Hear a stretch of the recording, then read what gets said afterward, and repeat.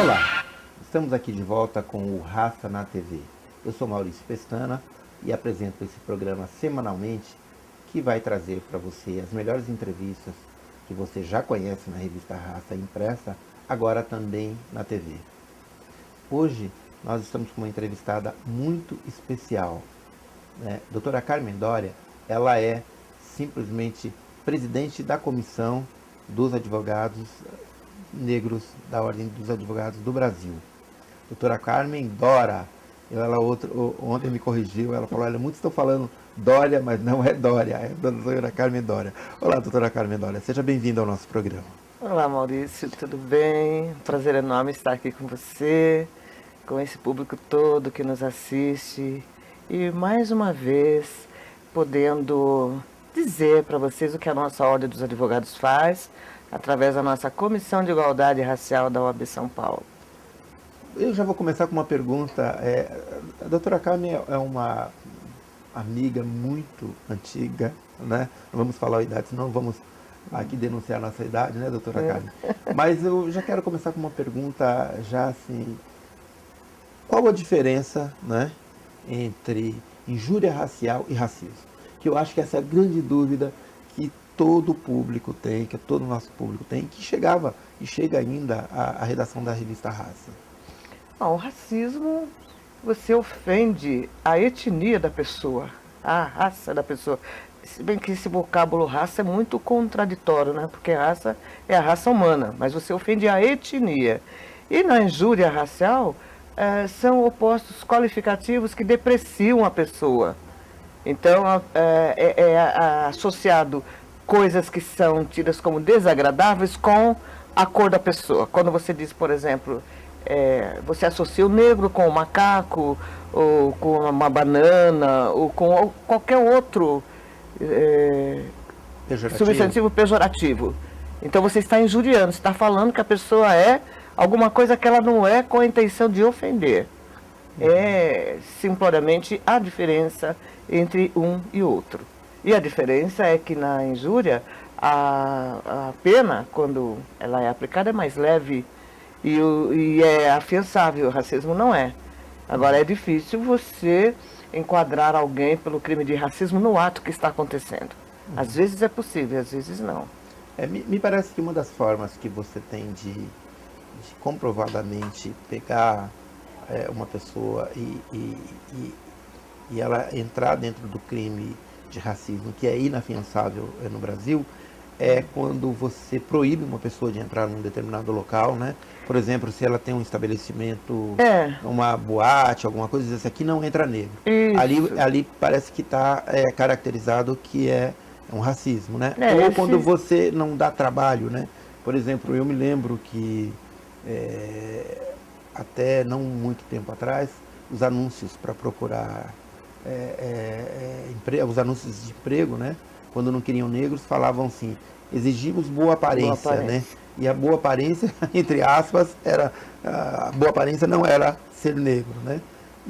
Mas me parece que é isso também, né? Eu não sei porque sempre ficou na minha cabeça de que o racismo ele é mais quando você impede alguém de fazer alguma coisa. É verdade, esse é o tipo penal.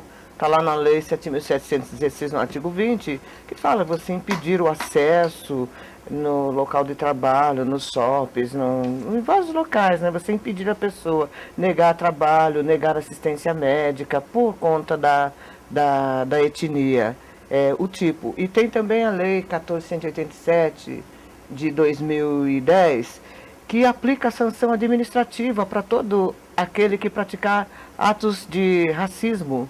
E essa lei dá poder para a Secretaria da Justiça até de fechar o estabelecimento. Agora, o que acontece é que a pessoa que sofre a discriminação, o racismo ou a injúria racial, ela fica tão atordoada que ela não consegue descrever direito o que aconteceu. Então, é por isso que acontece muitos arquivamentos, ou então vem as sentenças dizendo que não foi racismo, que foi injúria, ou que foi um mero desconforto, porque aquela pessoa que se sentiu apenada não consegue descrever e falar para a autoridade o que aconteceu. Então já começa errado na delegacia. porque é muito difícil você ter um enquadramento pelo crime de racismo. A maioria é tudo por injúria ou então por desconforto, constrangimento, que não é a mesma coisa. Verdade. Por falar em lei, já que nós estamos falando em lei, depois de muita luta nossa, né, da sociedade brasileira, a gente conseguiu aqui, em alguns casos, hoje já no governo federal, no município de São Paulo, quando eu ainda estava à frente da Secretaria da Igualdade Racial, a gente colocou a lei de cotas. Como que a senhora vê a lei de cotas nos dias de hoje? Eu vejo como uma reparação necessária, porque desde a abolição, que nós entendemos como inacabada pelo fato de que simplesmente extinguiu-se a escravidão, mas sem nenhuma reparação àquelas pessoas, aqueles negros que eram escravos e que deram a sua vida e que trabalharam, nenhuma reparação, nenhuma compensação. E essa exclusão vem até os dias de hoje.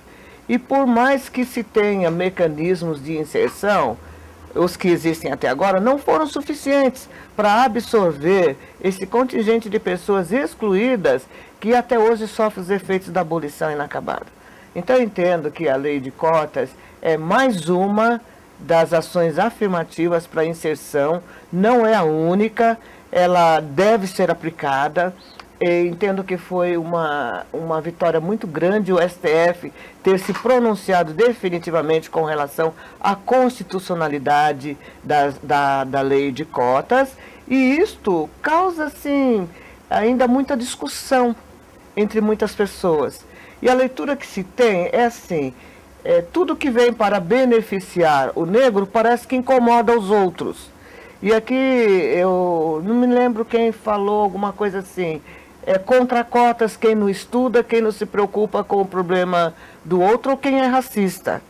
E então, se a lei diz que todos somos iguais, sem qualquer distinção, que está no artigo 5º, e o que nós vemos no dia a dia não é esta a realidade, então os mecanismos legais e as medidas paliativas que temos não são suficientes, então precisa sim da lei de cotas.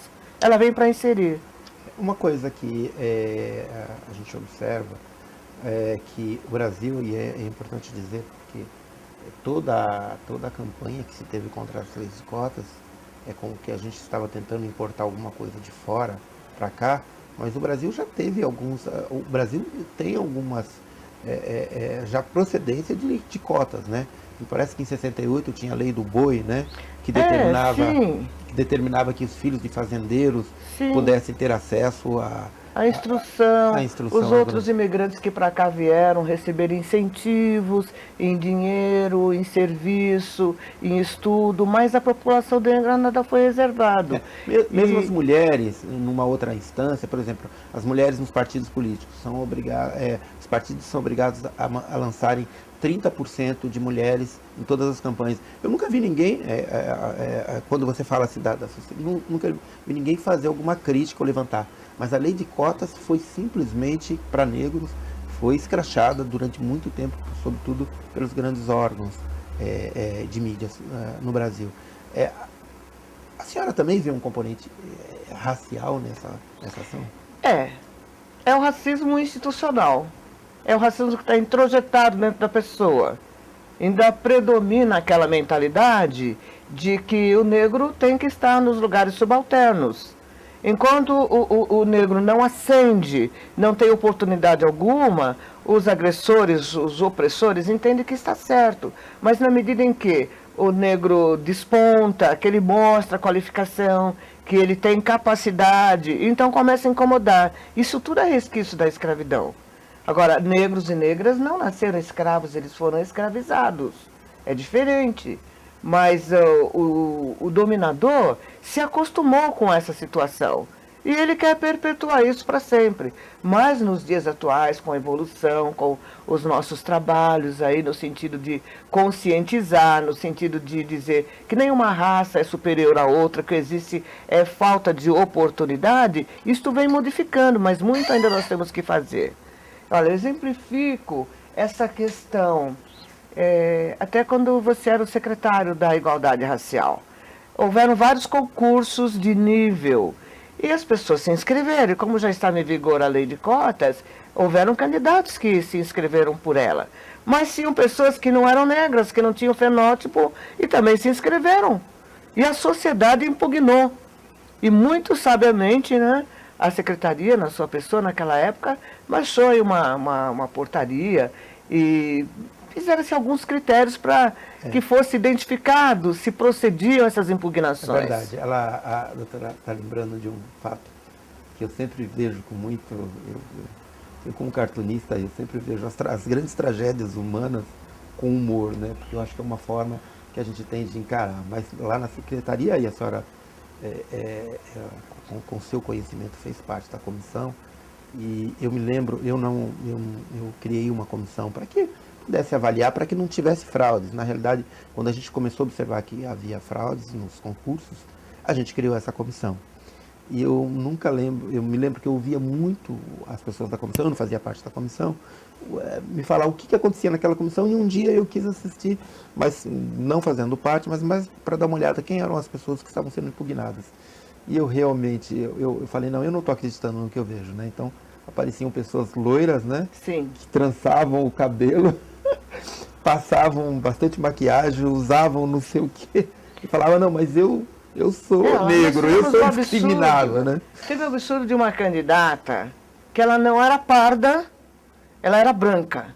Mas ela estava com uma peruca, para dizer que era um Rastafari, nós percebemos que era uma peruca, e ela estava com uma blusa fechada até aqui assim, de manga comprida, estava calor, ela segurava a manga e não soltava. E quando eu vi assim, pensei, será que ela tem algum problema? Mas teve uma hora que ela esqueceu e soltou a manga. Então a mão estava de uma cor e o braço estava de outra. Ela fez maquiagem nas mãos, fez maquiagem no rosto, para dizer que era parda. Então veja a leitura, tudo que vem em benefício do negro, há uma tendência dos opressores de desqualificar, de dizer que não é bom, ou então de se assenhorear. Aí você pergunta, por que você se inscreveu pela cota? E a pessoa diz assim, porque eu tenho direito. Mas por que você tem direito? Porque eu tenho direito. Porque eu sou discriminado. Tinha um candidato que dizia assim, odeio as cotas. Cotas é entrar pela porta dos fundos. Aí eu disse para ele, mas você está concorrendo pelas cotas. Não é contraditório? Ah, mas eu tenho direito. E ele dizia que tinha direito porque na família dele, o avô dele era negro. Mas o tom de pele dele era claro. É uma pessoa que não sofre discriminação. É importante também até falar, enfim, para o nosso público, que o racismo no Brasil ele é muito mais de pele, ele é um racismo muito mais... difere um pouco, e isso não somos nós que estamos falando, são os pesquisadores, né? Nos Estados Unidos, se você tiver um fenótipo, se você tiver traços de negro, você já é considerado negro. No Brasil, dependendo isso, os dados do IBGE demonstram isso, quanto mais escura a sua pele, mais discriminado você vai ter. Então, provavelmente, uma pessoa loira, né, ou mesmo muito clara, ela vai ter muito mais facilidades, né, no mundo, no mercado brasileiro, e isso, volto a dizer, que são os pesquisadores que detectaram isso, né? Isso se enquadra em salários. Quanto mais escura a sua pele, menor o seu salário, mais excluído, mais você vai estar excluído, mais você vai estar na favela, mais você vai estar, enfim, em locais de habitação, enfim. A discriminação, ela é essencialmente de cor, de tonalidade, a gente chama de colors no Brasil. Aliás, não é um fenômeno só do Brasil, é do Brasil, da América Latina, né? Menos dos Estados Unidos, enfim, outros países que você tem uma definição maior. Você tem traços negros, você é discriminado. E essa exclusão aqui no Brasil, ela é perversa, porque não é falado claramente para você. Você está sendo excluído por conta do tom da sua pele. Não é assim. É assim, ó. Seu currículo é excelente, mas olha, a vaga fechou ontem. Você aguarda que está para abrir uma outra e nós vamos te mandar um telegrama, a gente telefona para você e você vai ter uma outra oportunidade. Quando se trata dos executivos, uns cargos melhores ser remunerados, é assim, não, olha, tem uma progressão que a gente precisa seguir E então você aguarda, não, você não foi dessa vez, mas você vai ser da outra. Ou então, eu me enganei, vou conversar com o RH. E essa conversa nunca acontece, nunca. Quando a senhora fala de executivos, e muito bom as pesquisas, é muito bom que hoje tem um IBGE, que tem um IPEA e outros institutos nacionais seríssimos que apontam isso, porque a gente consegue quantificar o impacto do racismo. Mais uma vez, voltando à secretaria, nós fizemos uma pesquisa lá com executivos das 500 maiores empresas do Brasil e nós detectamos que apenas 4,5% dos cargos de decisão nas grandes empresas estão na mão dos negros, né? E nós, no estado de São Paulo, somos mais de 30%, no Brasil somos mais de 50%, né? Ou seja, é aí que você começa a observar, né? E ver o gap, né? E ver a diferença racial entre brancos e negros no Brasil, que é incontestável, né? Agora, do ponto de vista da lei, né? Do ponto de vista especificamente, o que tem avançado? O Estatuto da Igualdade Racial, com o Estatuto, foi mais fácil, tem melhorado a gente detectar e a gente poder, via o direito, combater o racismo, doutora? O Estatuto ajudou bastante, todas estas leis complementares que existem ajudam bastante, mas a lei não é o suficiente. E até aqui eu relembro Martin Luther King, que ele dizia: a lei não pode fazer com que a pessoa me ame, mas pode fazer com que ela não me elimine. Então nós temos leis que são eficazes, mas que não produzem o efeito desejado, porque o racismo, a discriminação está introjetada dentro da pessoa. Então a necessidade de um trabalho de conscientização e que venha desde a base, porque a criança não é preconceituosa, ela fica, de tanto ouvir, não brinca com fulano porque a pele dele é diferente, porque ele é mais gordinho, porque ele mora em outro lugar diferente do seu, e a criança cresce com aquilo, né, que ela é o padrão correto, o outro é que é diferente. E aí a mídia também acaba colaborando com isso, na medida que traça um padrão de beleza. Então quem é que tem oportunidade? São as mulheres altas, de olhos claros, cabelos claros, que são magérrimas, quando o nosso Brasil não é assim. E dentro desse padrão que a mídia traçou como sendo o ideal de padrão de beleza, as mulheres negras, por exemplo, estão totalmente fora, porque elas não se enquadram. Então como é que fica a autoestima da menina negra, da mulher negra?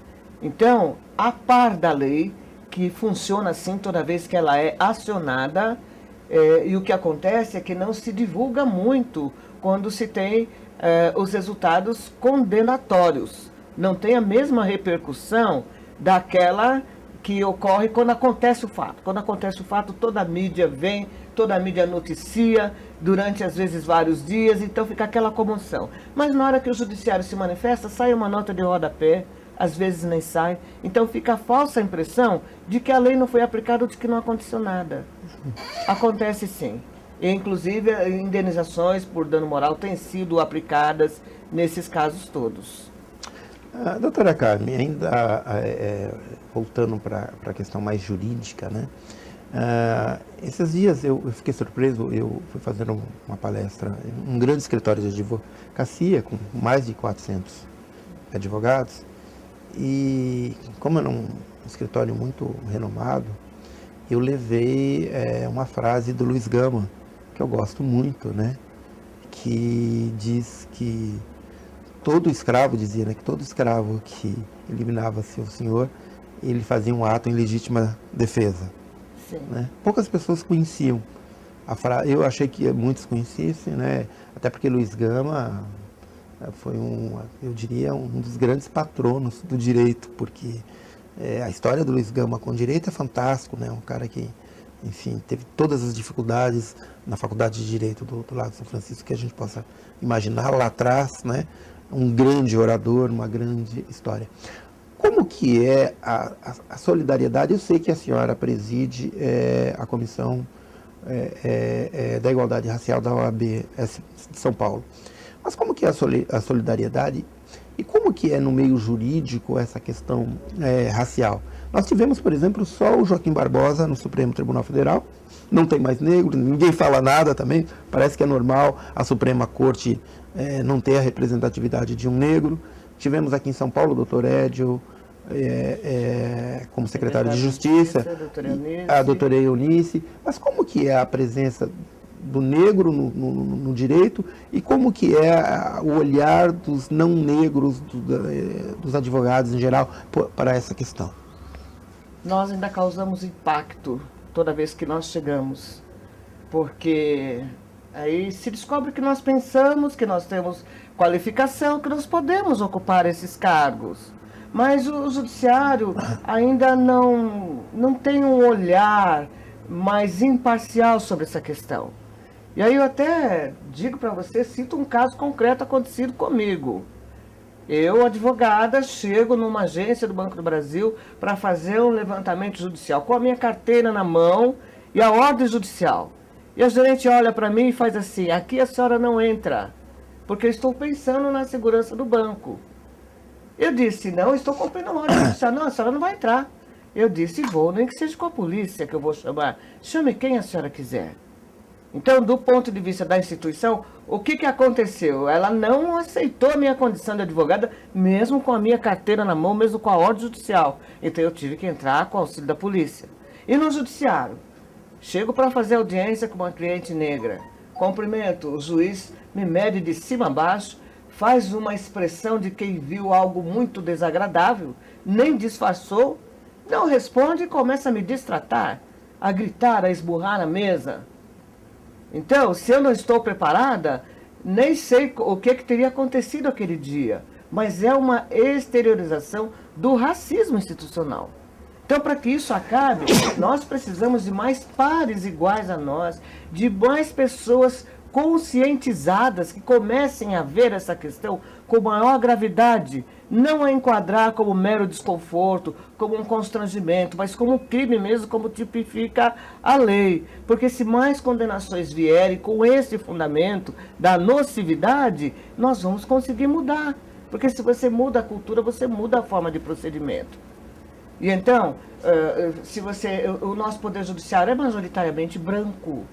E o juiz não sente preconceito, porque a própria presença dele quando ele chega, não precisa nem dizer que ele é juiz. Todos já sabem que é uma autoridade. E então, quando chega aqueles relatos, qual é a leitura? Não, mas isso aqui é absurdo, não, isso aqui não acontece. E se a prova não estiver muito bem feita, né, aí o que vai acontecer? Mero desconforto, constrangimento.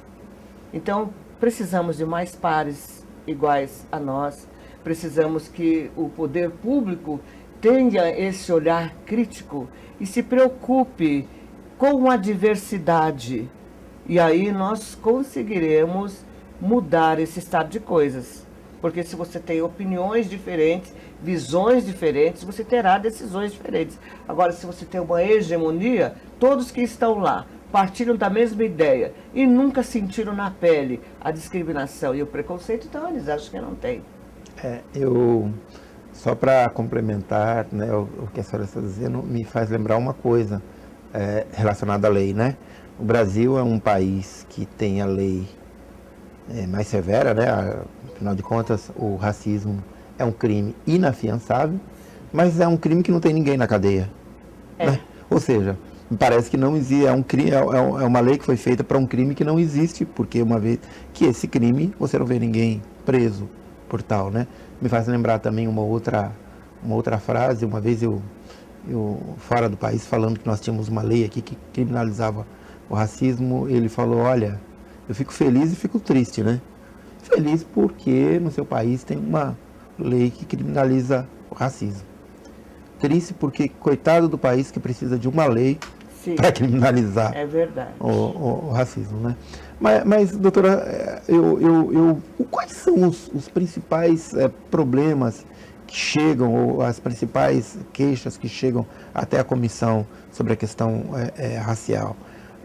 O racismo é no emprego? Onde que se dá mais o racismo? Ou chega até a senhora, o racismo se dá mais no emprego, no comércio, no atendimento, em vias públicas, no ônibus, sei lá. Olha, chega de todas as formas. E como eu te disse, a pessoa que sofre a ofensa, ela tem muita dificuldade em relatar exatamente o que aconteceu. Mas o racismo acontece na escola e vem acompanhado de assédio moral, que é muito grave, é um dos males do século. Acontece nas empresas, acontece na rua, acontece em ônibus, acontece no local de trabalho, acontece entre vizinhança. E a pessoa não sabe o que fazer, então ela busca a comissão da OAB, só que como ela não relata direito, e aí a gente tenta conversar, fica tudo muito vago, a gente não pode fazer muita coisa, não pode fazer praticamente nada. Quando chega uma denúncia de racismo, como é o nome do agressor? Não sei onde ele mora, não sei. Ah, mas ele me xingou. Como que você vai fazer? Você não tem os elementos mínimos. Nós temos como parceiro a Secretaria da Justiça, pela Coordenadoria de Assuntos da População Negra e Indígena. E então, quando demanda um processo probatório, porque a OAB não é um órgão que faz investigação, a gente recebe as denúncias e dependendo do enquadramento, nós temos competência técnica para decidir. Mas se demandar uma delação probatória, nós remetemos para o Ministério Público ou para a Coordenadoria, que tem as comissões processantes para isso. Mas se você não tem elementos para identificar a pessoa, o nome dela, onde ela pode ser encontrada, fica difícil. Às vezes a pessoa sabe só o primeiro nome e não sabe mais nada. Então a tendência é de que esse processo vai ser arquivado. Aí fica aquela falsa impressão de que houve impunidade, de que não se fez nada. Não é que não se fez nada, é que faltaram elementos. Então a pessoa que é vítima de racismo, você precisa saber o nome da pessoa, aonde ela pode ser encontrada, pelo menos uma testemunha presencial dos fatos. Porque senão é a tua palavra contra dela. Porque quando a pessoa chama de juízo, ela disse, não, eu não fiz isso. Na minha família tem negros. A empregada lá de casa é negra, o meu avô era negro sempre, essa célebre história. As desculpas mais esfarrapadas. Olha, nós estamos chegando ao final do nosso programa. Realmente, eu tenho sempre dito, quando as entrevistas são esclarecedoras, são fantásticas, como com a experiência que a senhora tem, elas parecem que vão rápido, né? Acaba logo. Mas eu queria muito agradecer a doutora Carmen Dora, que é presidente da Comissão de Igualdade da Ordem dos Advogados do Brasil. Quero contar com a senhora mais vezes aqui no programa, porque entrevistas como essas, que são muito esclarecedoras e que tiram dúvidas também de quem está nos assistindo, são muito importantes que a gente venha outras vezes, porque outras dúvidas sempre aparecem, né? E dizer que o programa Raça na TV termina por aqui. Agradecer a todos vocês e que estaremos aqui de volta semana que vem. Um grande abraço. Obrigado.